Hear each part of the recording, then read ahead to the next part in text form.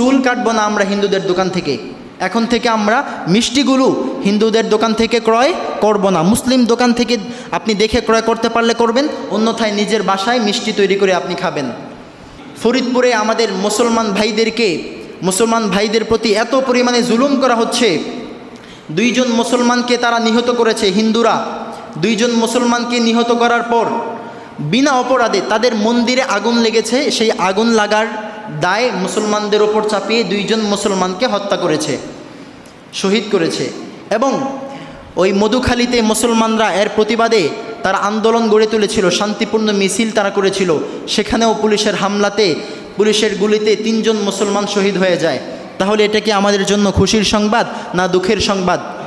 নাস্তিক বেঈমানরা হয়তো জানে না যে একজন মুসলমানের গায়ে একটা টোকা দিলে গোটা বিশ্বের মুসলমানদের শরীরে আগুন লেগে যায়। কথা বলেন ঠিক কি না?